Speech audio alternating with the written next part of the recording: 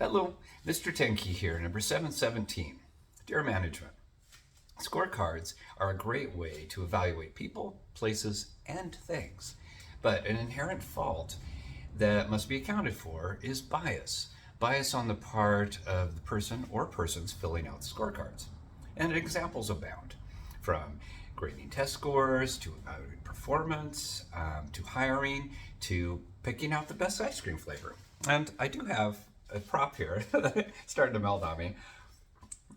Good. But, for example, I'm not a fan of the taste of coffee. So any coffee flavored ice cream is going to get low marks from me, no matter how much someone tells me I'm crazy for not liking coffee. An added bias is that are put into rating system is a pool of people rating the ice cream and their individual biases that kind of get into that mix. Because what were we rating for? Were we rating for the taste, because how it holds up to warm weather, the texture, the freshness of the ingredients? Did you define that criteria for me? If there was no plan of who and how the scoring would occur, how can you even rely on the results?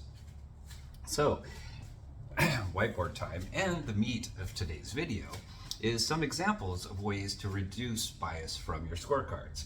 And the biggest one, and number one, is to recognize that there is bias.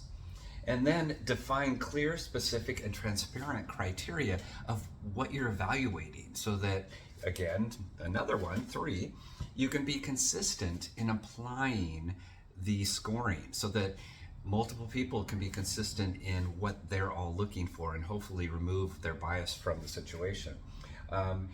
One way I always like is multiple data sources, so that even if you had, let's say, 5 people, you kind of blend their scorecard, their scoring, to get hopefully a more pure scorecard of the situation. And then at the end of the day, have multiple eyes reviewing, have multiple eyes looking to see maybe you had an inherent bias when you created it that you didn't know about, so that they can see that everything's clear and specific and transparent, etc. Because at the end of the day, you're really never going to 100% remove bias. I think it's just inherent to being human.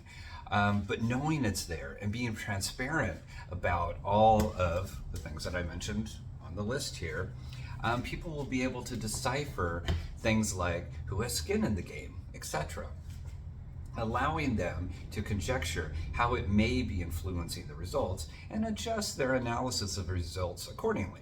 Okay? So I hope that helps. And those are my couple pennies. Have a good day, peeps.